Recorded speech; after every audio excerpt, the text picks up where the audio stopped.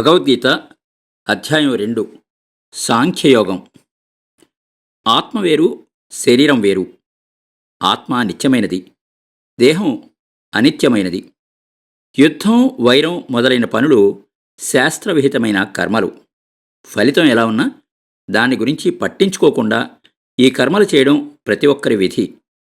అంతేకాదు, ఆత్మప్రాప్తికి కూడా ఈ కర్మలు సాధనాలు. కానీ ఈ విషయం తెలియలేదు అర్జునుడికి. దేహమే ఆత్మ అన్న భ్రాంతిలో ఉన్నాడు. యుద్ధం చేయడం, తన వారందరినీ చంపడం పాపం అనే భ్రమలో పడ్డాడు. మోహంలో మునిగిపోయాడు. బంధుమిత్రులను చేచేతులారా చంపవలసి వచ్చింది కదా అని దుఃఖాక్రాంతుడైనాడు.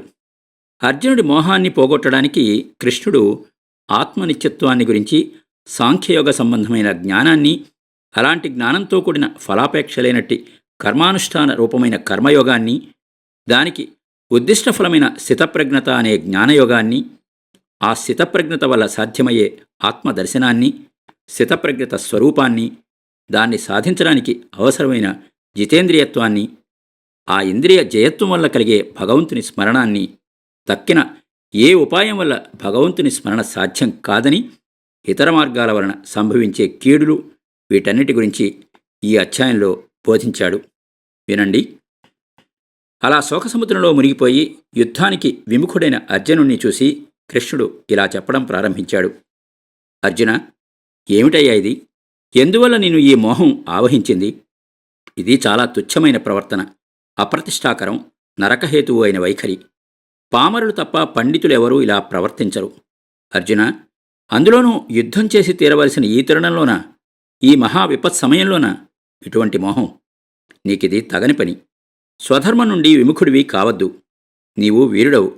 ఇలాంటి అధైర్యం, మనోదౌర్బల్యం నీలాంటి వాడికి రాకూడదు. లేచి యుద్ధం చేయి. కృష్ణుడి మాటలు విని అర్జునుడు మళ్ళీ అన్నాడు.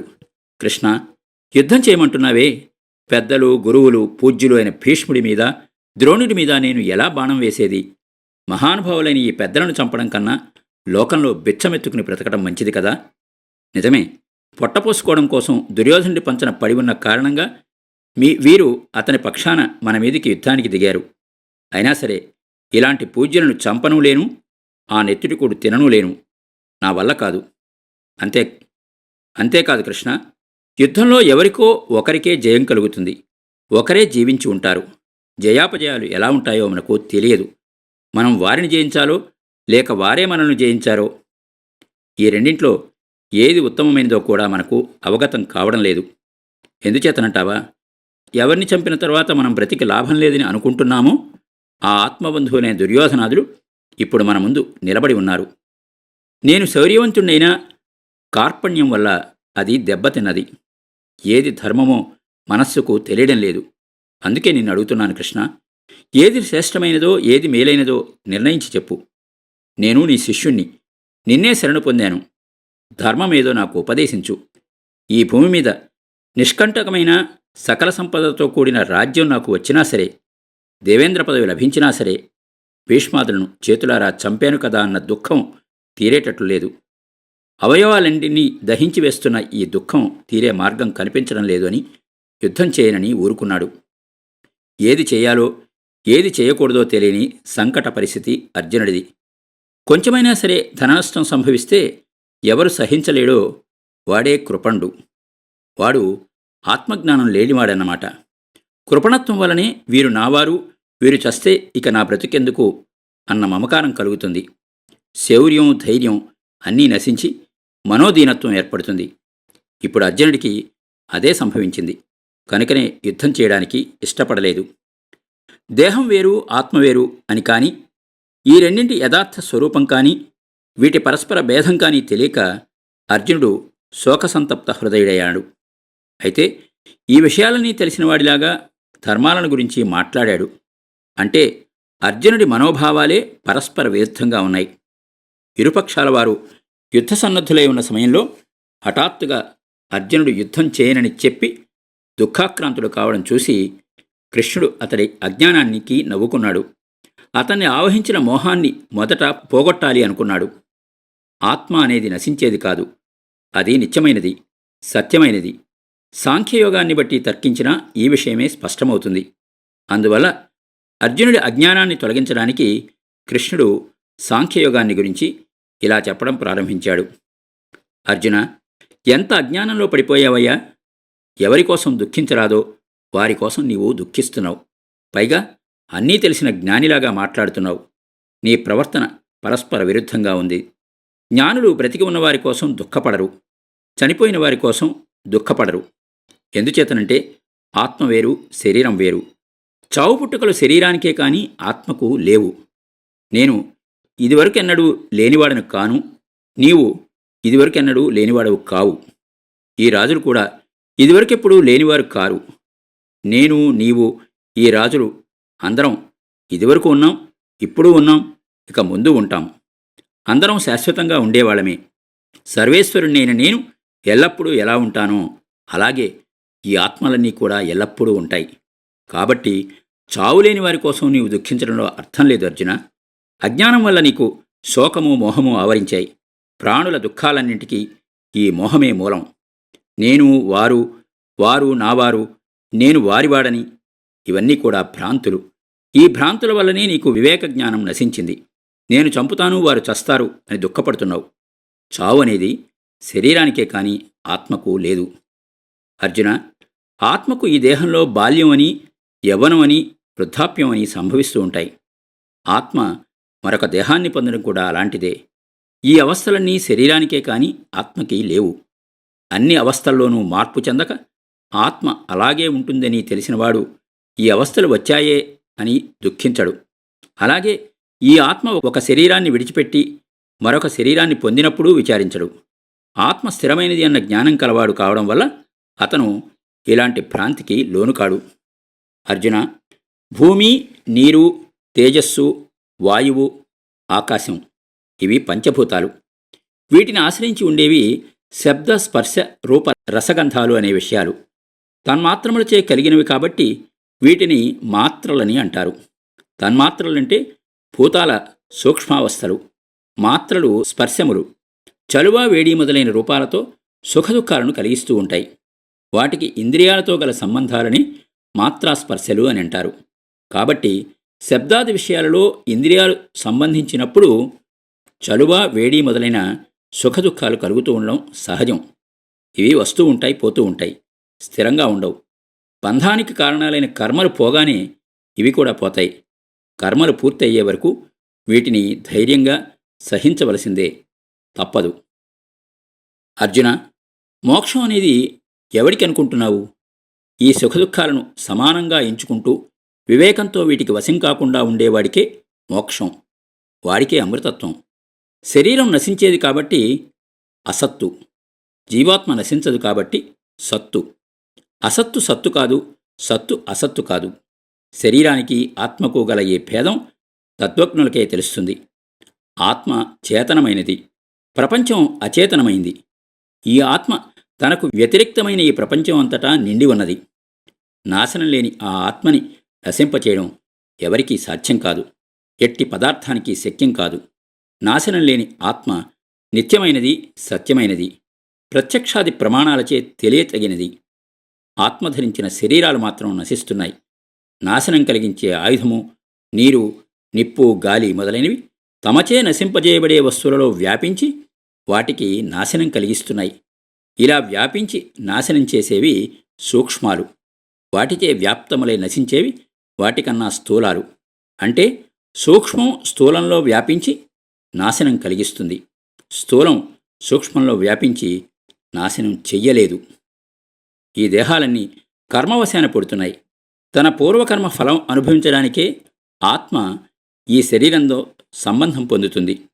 ఆ కర్మఫలం తీరగానే శరీరాలు నశిస్తున్నాయి. కాబట్టి ఇలాంటి ఆత్మను గురించి, దేహాన్ని గురించి విచారించకు, సంశయాలు పెట్టుకోకు, యుద్ధం చెయ్యి. అర్జున, మరొక విషయం విను. ఈ ఆత్మను చంపుతున్నానని అనుకునేవాడు, ఈ ఆత్మ చంపబడుతున్నది అనుకునేవాడు, వీరిద్దరూ కూడా తెలియనివారు. ఎందుచేతనంటే ఆత్మ చంపేది కాదు, చంపబడేది కాదు. అంటే అది కర్త కాదు, కర్మ కాదు, ఏ వికారాలు లేని పరబ్రహ్మం అది. చావు పుట్టుకలు అచేతనమైన దేహానికే గాని ఆత్మకు లేవు. నిజమైన ఆత్మకు ఎలాంటి పరిణామాలు ఉండవు. ఆత్మ ఒకప్పుడు పుట్టదు, ఒకప్పుడు చావదు. ఒకప్పుడు ఉండేది, ఒకప్పుడు ఉండనిది కాదు. ఇంతకు మునుపు లేనిది, తరువాత వచ్చినది కాదు. ఎందుచేతనంటే ఆత్మ ఎల్లప్పుడూ ఉండేది. చావు పుట్టుకలు లేనిది, అనాది అయినది. శరీరం నశించినా ఆత్మ నశించదు. ఈ విషయం తెలుసుకున్న మానవుడు ఒకరిని ఎలా చంపుతాడు? ఒకరి చేత ఎలా చంపబడతాడు? అలాంటి వాడికి తాను ఇతరులను చంపడం, ఇతరుల చేత తాను చంపబడడం, ఈ రెండూ అసంభవమే కదా. నిత్యమైన ఆత్మస్వరూపం తెలిసినవాడు ఒక శరీరాన్ని నాశనం చేస్తూ ఆత్మను నాశనం చేస్తున్నాన్ని ఎలా అనుకుంటాడయ్యా? అర్జున, మనం మాసిపోయిన లేదా చిరిగిపోయిన బట్టలు విడిచి కొత్త బట్టలు కట్టుకుంటాం. అలాగే జీవాత్మలు శిథిలమైన శరీరాలు విడిచిపెట్టి కొత్త దేహాలు ధరిస్తూ ఉంటాయి. దేహంతో ఉన్నప్పటికీ ఈ ఆత్మకు వికారాలు లేవు. నీవు ఇప్పుడు చేయబోతున్నది ధర్మయుద్ధం. ఈ యుద్ధంలో శరీరాలు విడిచిన వారికి ఇప్పుడు వారికి ఉన్న శరీరాల కన్నా ఉత్తమమైన స్వర్గదేహాలు లభిస్తాయని శాస్త్రం. కాబట్టి యుద్ధంలో నీ వారిని చంపుతున్నందుకు నీవు సంతోషించాలి, కానీ దుఃఖపడాల్సిన పని లేదు. ఈ ఆత్మని ఆయుధాలు నరకలేవు, అగ్ని కాల్చలేదు, నీళ్లు తడపలేవు, గాలి తాకలేదు. అన్ని తత్వాలలో వ్యాపించే స్వభావం గల ఈ ఆత్మతత్వం సూక్ష్మమైనది కావడమే దీనికి కారణం. ఈ ఆత్మ నిత్యమైనది, అనాది అయినది, నాశనం లేనిది, సర్వత్రా వ్యాపించి ఉండేది, స్థిరమైనది, చెలించనది. కన్ను బదలైన ఇంద్రియాలకి కనిపించదు. ఈ ఆత్మ మనసుకు కూడా గోచరం కాదు. ఎవరూ దీనిని ఏమీ చేయలేరు. ఈ సంగతి తెలుసుకుని విచారం విడిచిపెట్టు అర్జున. ఒకవేళ ఈ ఆత్మ శాశ్వతమైంది కాదని, శరీరంలాగానే దీనికి చావు పుట్టుకలున్నాయని నీవు అనుకుంటున్నావేమో. అలా అనుకున్నా కూడా నువ్వు దుఃఖించవలసిన పని లేదు. ఎందుచేతనంటే పుట్టిన వారికి చావు తప్పదు, చచ్చినవారు మళ్లీ పుట్టక తప్పదు. జనన మరణాలు అనివార్యాలు. కాబట్టి ఇందుకోసం దుఃఖించి ప్రయోజనం లేదు. అర్జున, ఉత్పత్తి వినాశనం ఈ రెండూ ఉన్న వస్తువులే వేర్వేరు అవస్థలు. అంతేకాని లేని వస్తువు ఏది కొత్తగా పుట్టడం లేదు. ఇందుకు ఉదాహరణ చెప్పచ్చు. మట్టితో కుండని చేస్తాం. కుండ పగలగొడితే పెంకులవుతాయి. ఆ పెంకులను పొడి చేస్తే మళ్లీ మన్ను అవుతుంది. విడిగా ఉన్నప్పుడు మన్ను, అదే ఒక ఆకారం తాల్చినప్పుడు కుండ. అవస్థాన భేదాన్ని బట్టి ఈ పేర్లు వచ్చాయి. అలాగే దూది. దూది వడికితే నూలవుతుంది, నూలు నేస్తే గుడ్డ అవుతుంది. ఆ గుడ్డ చిరిగిపోయిన స్థితిలో మళ్లీ దూది అయినా అవుతుంది, నూలైనా అవుతుంది. చివరకు మన కంటికి కనబడని దూది తాలూకు అవయవాలైనా అవుతాయి. కాబట్టి నశించిన వస్తువులన్నీ మరొక వస్తువు కావడం తథ్యమైన విషయం. కనుక అర్జున, ఈ విచారం విడిచిపెట్టు. పైగా ఈ భూతాలన్నీ పుట్టకముందు ఎలా ఉన్నాయో తెలియదు, నశించిన తరువాత ఏమవుతాయో తెలియదు. మధ్యలో మాత్రమే వీటి విషయం తెలుస్తున్నది. అలాంటప్పుడు దీనిని గురించి విచారించడం దేనికి? అంతేకాదు, శరీరం కన్నా భిన్నమైన ఆత్మను ఒకడు ఆశ్చర్యకరమైన వస్తువులాగా చూస్తున్నాడు. ఎందుచేతనంటే తనకంటే ఇతరములైన సమస్త వస్తువులు సజాతీయం కాదు, విజాతీయము కాదు. అందుకే ఆశ్చర్యం. అలా చూచినవాడు మరొకడికి చెబుతున్నాడు, ఇంకొకరు వింటున్నాడు. చూడడం, చెప్పడం, వినడం, అంతే తప్ప అసలు ఈ ఆత్మస్థితి ఎలాంటిదో యథార్థంగా తెలిసిన వారు ఒక్కరూ లేరు. అందరి శరీరాలలో ఉండే ఆత్మ ఎప్పుడూ నశించేది కాదు. నీవు చంపేది దేహాలని కానీ ఆత్మని కాదు. కనుక దుఃఖం దేనికి? అర్జున, మరొక విషయం చెప్తా విను. ప్రాణహింస పాపం అనుకున్నామేమో. యాగాలలో బలిస్తారు. జీవహింస అయినా అది ధర్మం. రోగిని రక్షించడం కోసం వైద్యుడు శస్త్రచికిత్స చేస్తాడు. అది హింసే, అయినా అది ధర్మం. ఇప్పుడు ఈ యుద్ధంలో నీవు ఎందరిని చంపినా అది పాపం కాదు. క్షత్రియుడివైన నీకు ఇది ధర్మం. దీనివల్ల నీకు మేలే కాని కీడు లేదు. స్వధర్మాన్ని నివర్తించడం శ్రేయస్కరం, దాన్ని విస్మరించడమే పాపం. నీవు కోరిన యుద్ధం కాదు ఇది. దానంతట అదే దైవికంగా ప్రాప్తించినది ఈ యుద్ధం. కనుకనే ఇది ధర్మయుద్ధం. ఇలాంటిది అందరికీ ప్రాప్తించదు. స్వర్గసుఖాలు తెచ్చిపెట్టే ఈ యుద్ధం అయాచితంగా నీకు సంప్రాప్తించింది. యుద్ధం చేయకపోతే నీవు స్వధర్మాన్ని విడిచిన వాడివవుతావు. ఆచంద్రార్కమైన కీర్తి పోగొట్టుకుంటావు. పైగా నీకు పాపం చుట్టుకుంటుంది. వీరుడివని సూర్యుడివని అందరిచేత పొగడ్తలందుకున్న నీవు అంతులేని అపకీర్తి పాలవుతావు. అలాంటి అపఖ్యాతి కన్నా మరణం మేలు. కరుణ, జాలి, బంధుప్రీతి, వీటి వల్లనే యుద్ధం మానుకున్నాను కదా, నాకు అపకీర్తి ఎలా వస్తుంది అని అంటావేమో. చెబుతాను విను. కర్ణ దుర్యోధనాది మహావీరులంతా నీవు గొప్ప పరాక్రమశాలివని ఇంతకాలం అనుకుంటూ వచ్చారు. తీరా యుద్ధం వచ్చేసరికి చేతగాని వాడిలాగా నువ్వు ఊరుకోవడం చూసి శత్రువులకు భయపడ్డావని, పిరికితనంతో యుద్ధం మానుకున్నావని వారంతా అనుకుంటారు. ఎందుచేతనంటే ఆత్మబంధువులే కాని, ప్రాణస్నేహితులే కాని సూర్యుడెప్పుడూ యుద్ధం నుండి తప్పుకోడు. వీడి సామర్థ్యం ఇంతే అని నీ శత్రువులు నిన్ను అనరాని మాటలు అంటారు, నిన్ను చులకనగా చూస్తారు. అంతకన్నా దుఃఖం ఏముంది చెప్పు? అలా కాక ఈ ధర్మయుద్ధంలో శత్రువులను ఎదుర్కొన్నావు అంటే ఏ విధంగా చూసినా నీకు మేలే జరుగుతుంది. విరోధులు నిన్ను చంపితే నీవు శాశ్వతమైన స్వర్గసుఖాలు పొందుతావు. లేక నీవే విరోధులను హతమార్చినట్లయితే రాజ్యభోగాలు అనుభవిస్తావు. దాయాదులను చంపగా వచ్చిన రాజ్యభోగాలు ఎక్కువ అని అంటావేమో. అవును, ఎక్కువే. కేవలం రాజ్యమే కాదు, ఫలాపేక్ష లేకుండా చేసే యుద్ధం ధర్మయుద్ధం. అది మోక్ష సాధనం. కనుక నీకు భూలోక సౌఖ్యాలతో పాటు మోక్షం కూడా లభిస్తుంది. అందుకే లేచి యుద్ధం చెయ్యి. అర్జున, ఆత్మజ్ఞానం కలవాడవై పోరాటంలో సంభవించే జయాపజయాలను, లాభనష్టాలను, సుఖదుఖాలను సమానంగా భరిస్తూ బుద్ధిని వికలం కానీయక కేవలం ఇది నా కర్తవ్యం అని అనుకుని యుద్ధం చేయవయ్యా. అలా చేస్తే నిన్ను పాపం అంటదు. అర్జున, ఇంతవరకు నీకు ఆత్మతత్వ జ్ఞానం గురించి చెప్పాను. ఇక కర్మయోగ జ్ఞానం గురించి చెప్తాను విను. సాంఖ్యయోగాన్ని బట్టి చూసినా ఆత్మను గురించి లేదా శరీరాన్ని గురించి దుఃఖించాల్సిన పని లేదు. కానీ అర్జునుణ్ణి ఎక్కడలేని విషాదం, విరక్తి ఆవరించాయి. లోకంలో ఎవరైనా సరే, ఏ పరిస్థితుల్లో అయినా సరే జనన మరణాలతో కూడిన సంసార బంధం నుండి విముక్తుడు కావాలని, అదే మోక్షమని సాంఖ్యమతం. అలాంటప్పుడు అర్జునుడు ఆ క్షణంలోనే సన్యాసం పుచ్చుకోవచ్చు కదా. స్వధర్మమైన క్షత్రియధర్మాన్ని అతను ఎందుకు పాటించాలి? ఈ ప్రశ్నలకి సమాధానం లేదు. ఈ విధంగా చూసినప్పుడు నేను ఎందుకు యుద్ధం చేయాలి అని అర్జునుడు వేసిన ప్రశ్నకి సమాధానం రాలేదనే అనుకోవాల్సి వస్తుంది. కాగా ఇక్కడ కృష్ణుడు చెప్పిన సాంఖ్యమతానికి అర్థం కపిలుని సాంఖ్యమతం కాదు, లేక వేదాంతం అని కాదు. యోగం అంటే పతంజలి యోగశాస్త్రమూ కాదు, సన్యాస మార్గం అనే దీని అర్థం. యోగం అంటే కర్మయోగం అని మాత్రమే అర్థం చేసుకోవలసి ఉంటుంది. ఇలా సాంఖ్యము, కర్మయోగము వేర్వేరు పద్ధతులు అన్ని కర్మలను వదిలిపెట్టడం కన్నా ప్రతిఫలం ఆపేక్షించకుండా ఈశ్వరార్పణంగా జీవితాంతం మనం చేయవలసిన పనులు చేస్తూ ఉండడం ఉత్తమ మార్గం.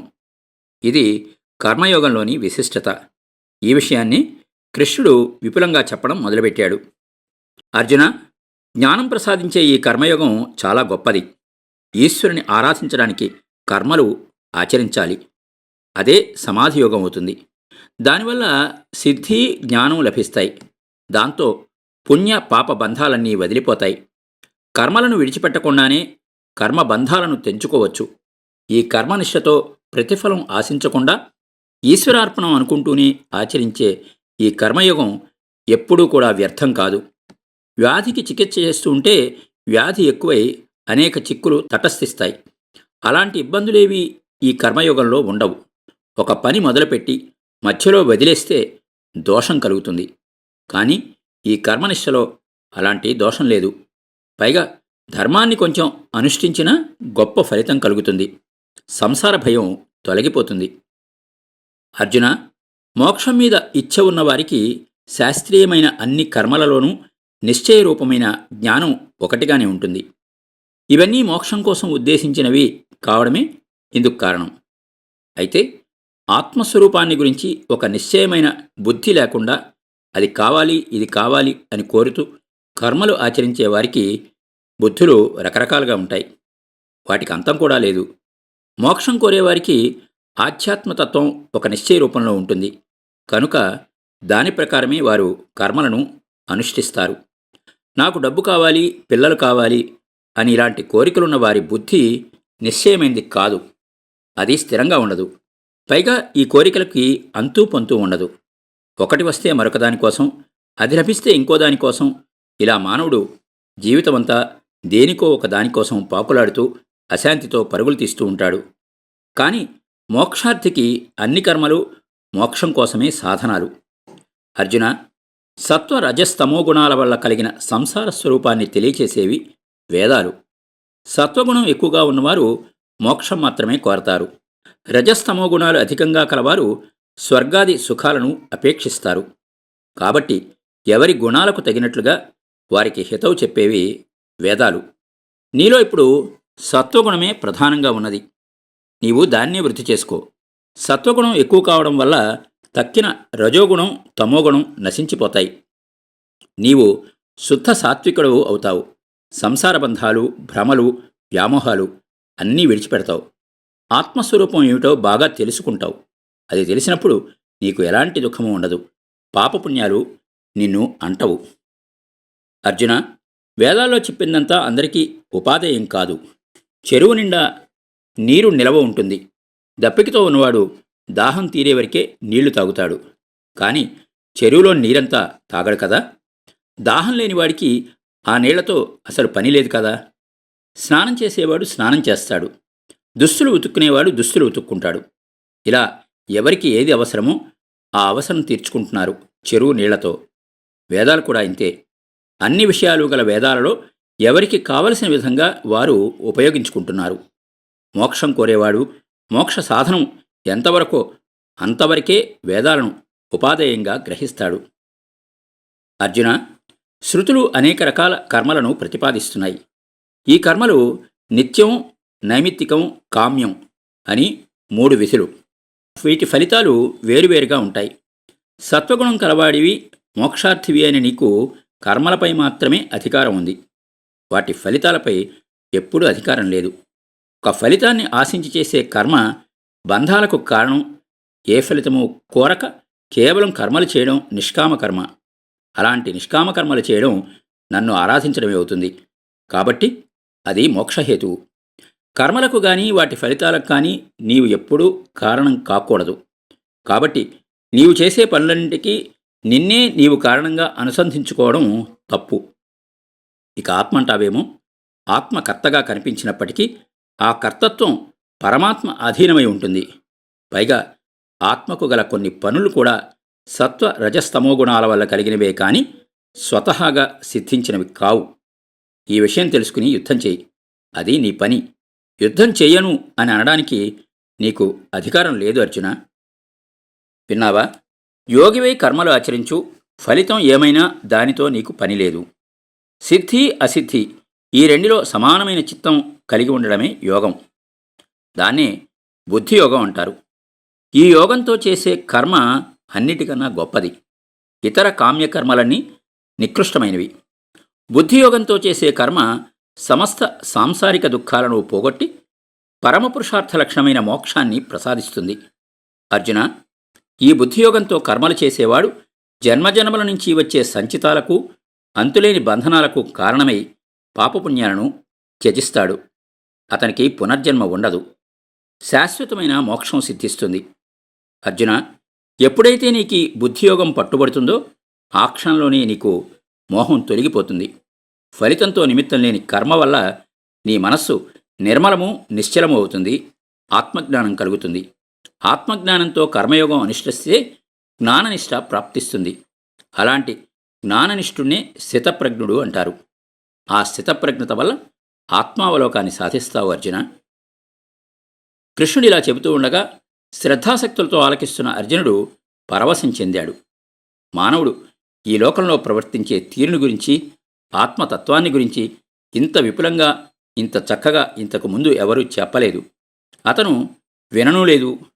అందువలనే కృష్ణుడు చెబుతున్న కొద్దీ అతనికి ఇంకా ఇంకా వినాలన్న కుతూహలం కలుగుతూ వచ్చింది. అతని మనస్సంతా కృష్ణుడు చెబుతున్న ఆ పరతత్వంపైనే లగ్నమై ఉన్నది. ఏవేవో సందేహాలు ఇంకా మొలకెత్తుతున్నాయి. కృష్ణ, స్థితప్రజ్ఞత అని చెప్పావు కదా. స్థితప్రజ్ఞుడంటే ఎవరు? అతని స్వరూప స్వభావాలు ఎలాంటివి? అతను ఎలా మాట్లాడతాడు? ఎలా కూర్చుంటాడు? ఎలా ప్రవర్తిస్తాడు? అతను సాధించేదేమిటి? నాకు మరింత వివరించి చెప్పు కృష్ణ అని అడిగాడు అర్జునుడు. అప్పుడు కృష్ణుడు మళ్ళీ ఇలా చెప్పడం మొదలుపెట్టాడు. అర్జున, అడగవలసిన ప్రశ్నే అడిగావు, చెబుతాను విను. నిరతిశయానంద రూపం ఆత్మ. అలాంటి ఆత్మలో ఎల్లప్పుడూ మనస్సును లగ్నం చేయాలి. ఆత్మలోనే మనస్సు రమిస్తూ ఉండాలి. అలా ఆత్మలోనే మనస్సు నిరంతరం ఆనందం పొందుతూ ఉంటుంది. ఆ ఆనందానికి సాటి మరొకటి లేదు. అదే తృప్తి. ఆ తృప్తితో మరొకటి సాటిరాదు. అలాంటి వాడికి మరే కోరిక ఉండదు, మరేదీ సంతోషం సంతృప్తిని ఇవ్వవు. అలాంటి స్థితి పొందినవాడే స్థితప్రజ్ఞుడు. అదే జ్ఞాననిష్టకు పరాకాష్ట. అదే స్థితప్రజ్ఞతకు పూర్ణ పరిపక్వ దశ. ఈ 4వ దశ కన్నా ఇంకా తక్కువ దశలున్నాయి. అవి వివరిస్తాను విను. సుఖాల మీద ఆశ లేనివాడై, దుఃఖాలు కలిగినప్పుడు కలత చెందని మనస్సు కలవాడై, రాగము భయము క్రోధము లేనివాడై, ఎవడైతే నిరంతరం ఆత్మను మననం చేస్తున్నాడో వాడు స్థితప్రజ్ఞతలో 3వ స్థితికి చేరుకున్నవాడు. ఈ స్థితిని ఏకేంద్రియ స్థితి అంటారు. తనకు ఇష్టమైనవి లభించకపోవడమే దుఃఖాలకు కారణం. తనకు ఇష్టమైనవి దొరికినప్పుడు సంతోషం. అలాగే తనకు లేనిదానిపై కోరిక పుట్టడమే రాగం. ఇష్టమైనది పోవడం, ఇష్టం కానిది రావడం, వీటికి కారణమైన వాటిని చూసి దుఃఖపడడం, ఇదే భయం. ఇక క్రోధం అంటావా? ఇష్టమైనది పోవడం, ఇష్టం కానిది రావడం, వీటి వల్ల విచారం పుట్టుకొచ్చి తనలో మనోవికారం కలుగుతుంది. దాన్నే క్రోధం అంటారు. ఇలాంటివేవీ ఈ 3వ దశలో కూడా ఉండవు. 4వ దశకి 3వ దశకు ఇవన్నీ సమానమే అయినా కొంచెం తేడా ఉన్నది. ఉత్సుకతను పుట్టించే విషయవాసనలు ఇంకా కొన్ని నివురుగప్పిన నిప్పులాగా మిగిలి ఉంటాయి ఈ 3వ దశలో. అందుకే ఇది 4వ స్థితి కన్నా కొంచెం తక్కువ స్థితి. ఇంతకన్నా తక్కువ పరిపాకం కలది 3వ దశ. దీనిని వ్యతిరేక సంజ్ఞ అని పేరు. దేహప్రాణాదుల పట్ల స్నేహం లేనివాడై, శుభాశుభాలను సమానంగా చూస్తూ శుభం కలిగినప్పుడు సంతోషం, అశుభం వచ్చినప్పుడు విచారం పొందకుండా ఉండేవాడు స్థితప్రజ్ఞతలో 2వ దశకు చెందినవాడు. ఈ స్థితిలో ఉన్నవాడు దేన్నీ పట్టించుకోడు. దైవికంగా సంభవించే సుఖదుఖాదుల పట్ల ఉదాసీనంగా ఉంటాడు. ఇక మొదటి దశ. దీనికి యతమానం అని పేరు. తాబేలు తన అవయవాలను తన లోపలికే ముడుచుకున్నట్లుగా యోగి తన ఇంద్రియాలన్నింటినీ విషయవాంఛల నుండి ఉపసంహరించుకుంటాడు. అప్పుడు బుద్ధి నిశ్చలంగా ఉంటుంది. ఇది స్థితప్రజ్ఞతకి ప్రథమ దశ. తాబేలు తలుచుకున్న క్షణంలోనే తన అవయవాలన్నింటినీ లోపలికి గుంజుకుంటుంది. అలాగే బాహ్యేంద్రియాలను విషయవాంఛల నుండి మరల్చి లోపల ఉన్న ఆత్మపై మనస్సు నిలపడం మొదట అభ్యాసం చేయాలి. అప్పుడు మనస్సు కుదురుతుంది. మొదట చేయవలసిన ప్రయత్నం ఇదే. కాబట్టి స్థితప్రజ్ఞత సంపాదించడానికి ఇది తొలిమెట్టు. బలవంతంగా ఇంద్రియాలను మళ్లించినప్పటికీ కూడా రాగద్వేషాది దోషాలతో కలుషితమైన మనస్సు మళ్లీ మళ్లీ విషయవాంఛలపైకి పోతూనే ఉంటుంది. ఎంతో కష్టపడి అభ్యాసం చేసి మనస్సును అలా పోకుండా ఆత్మలోనే కట్టివేయాలి. కాబట్టి జ్ఞాననిష్ట పొందడం, స్థితప్రజ్ఞుడు కావడం ఎంత కష్టమో విన్నావా అర్జున? విషయవాంఛల నుండి మనస్సును మళ్లించినప్పటికీ వాటిపై అభిలాష మాత్రం పోదు. ఈ విషయవాంఛలనేవి ఇంద్రియాలకి ఆహారం లాంటివి. ఆహారం విడిచిపెట్టినా విషయాలు తొలుగుతాయే కానీ వాటి మీద అభిలాష మాత్రం వదలదు. ఆత్మస్వరూపాన్ని సందర్శించినప్పుడే ఈ అభిలాష నశిస్తుంది. అంటే సుఖంగా ఉండే విషయాల కన్నా ఎక్కువ సుఖంగా ఉండేది ఆత్మస్వరూపం. ఆ సుఖం తెలిసినప్పుడు తక్కిన సుఖాల మీద మనస్సు పోదు. కాబట్టి ఆత్మదర్శనం అయ్యే వరకు విషయవాంఛ విడవదు. ఇంద్రియాలను వశపరుచుకోవాలని ఎంత ప్రయత్నించినప్పటికీ విషయాభిలాషే ఇంద్రియాలకు బలం. కాబట్టి ఆ బలంతో ఇంద్రియాలు మనస్సును ఆత్మలో నెలకొనేయకుండా బలవంతంగా లాక్కుపోతూ ఉంటాయి. అందువల్ల ఆత్మసందర్శనం అనేది ఉండదు. ఆత్మసందర్శనం వల్ల జితేంద్రియత్వం, జితేంద్రియత్వం వల్ల ఆత్మసందర్శనం, ఇలా ఇవి రెండు పరస్పర ఆశ్రయాలు. అందువలనే జ్ఞాననిష్ట పొందడం కష్టతరం అవుతున్నది. దీనిని సాధించడానికి సులభమైన ఉపాయం ఒకటి. ఇంద్రియాలన్నిటినీ విషయస్పర్శ లేకుండేట్లుగా అణిచివేయాలి. మనస్సు సర్వేశ్వరుడినైన నా మీదే నిలపాలి. అలా నిలిపితే మనస్సు నిర్మలమవుతుంది. అప్పుడు ఆత్మసందర్శనం లేకుండానే ఇంద్రియాలను జయించవచ్చు. అలా ఇంద్రియాలను వశం చేసుకున్నవాడే స్థితప్రజ్ఞుడు. ఇంకా వివరంగా చెప్తాను విను. అన్నిటికీ మనస్సే కదా కారణం. రకరకాల కోరికల వల్ల మనస్సు దోషాలతో అల్లుకుని ఉన్నది కదా. బంగారాన్ని పుటం పెడితే పరిశుద్ధమై ధగధగా వెలిగిపోతుంది. అలాగే మలినమైన మనస్సును నాపై లగ్నం చేస్తే పుటం పెట్టిన సువర్ణంలాగా విషయరాగాలు తొలగిపోయి నిర్మలమవుతుంది. అప్పుడు ఆత్మసందర్శనం లేకుండానే ఇంద్రియాలు స్వాధీనం అవుతాయి. ఇంద్రియాలు ఎప్పుడైతే వశమయ్యాయో అప్పుడే మనస్సుకి ఆత్మను చూసే శక్తి వస్తుంది. అర్జున, నాపై మనస్సు ఉంచకుండా కేవలం స్వప్రయత్నం వల్లనే ఇంద్రియాలను జయించాలనుకునే వాడికి అది సాధ్యం కాదు. పైగా చెడిపోతాడు. ఎలాగో చెబుతా విను. నా మీద మనస్సు లేకుండా ఇంద్రియాలను ఎంత అణిచివేయడానికి ప్రయత్నించినప్పటికీ లాభం లేదు. అనాదిగా వస్తున్న పాప వాసనల వల్ల మనస్సంతా విషయవాంఛల మీదే ఉంటుంది. విషయ సంబంధం వల్ల కామం పుడుతుంది. కామం నుండి క్రోధం పుట్టుకొస్తుంది. క్రోధం మోహానికి కారణమవుతుంది. అవివేకమైన ఈ మోహం వల్ల మరపు పుట్టుకొస్తుంది. మరపు మూలంగా బుద్ధి నశిస్తుంది. అలాంటి బుద్ధిహీనుడు చివరికి తనకు తానే నశిస్తాడు. అంటే నిరంతరం సంసార సముద్రంలో మునిగి తేలుతూ ఎప్పటికీ ముక్తి పొందలేడు. విన్నావా అర్జున? సర్వేశ్వరుణ్ణి, సమస్తానికి కారణభూతుణ్ణి అయిన నా మీదనే మనస్సు నిలపడం వల్ల రాగద్వేషాలు నశించి జితేంద్రియత్వం సిద్ధిస్తుంది. ఇంద్రియ జయం వల్ల మనోజయం, దానివల్ల ఆత్మసందర్శనానికి అవసరమైన మనోనైర్మల్యం కలుగుతాయి. మనస్సు నిర్మలము, ప్రసన్నము అయినప్పుడు బుద్ధి ఆకాశంలాగా అంతటా ఉండి స్థిరపడుతుంది. అర్జున, ఇంద్రియ నిగ్రహం లేనివాడికి ఆత్మవిచారంపై బుద్ధి నిలవదు. ఆత్మవిచారం లేనివాడికి చిత్తశాంతి ఉండదు. చిత్తశాంతి లేనప్పుడు ఆనందమే ఉండదు. అందువల్ల విషయాలను, విషయ వాసనలను విడిచిపెట్టి మనస్సుతో సహా ఇంద్రియాలను వశపరుచుకొని నిరంతరం బ్రహ్మనిష్ఠుడైన వాడే జీవన్ముక్తుడు. విషయవాంఛల విషయవలయంలో తిరుగుతున్న ఇంద్రియాలకు మనస్సు లోబడిపోతే ఆ మనస్సు సముద్రం మధ్యలో పెనుగాలికి కొట్టుకులాడుతున్న ఓడలాగా అవుతుంది. పెనుగాలి ఓడని మరొక వైపుకి లాక్కునిపోయినట్లుగా శుద్ధాత్మలో ఆసక్తి గలవాడి బుద్ధిని వేరొక వైపు లాక్కునిపోతుంది. అంటే విషయాసక్తం అవుతుంది.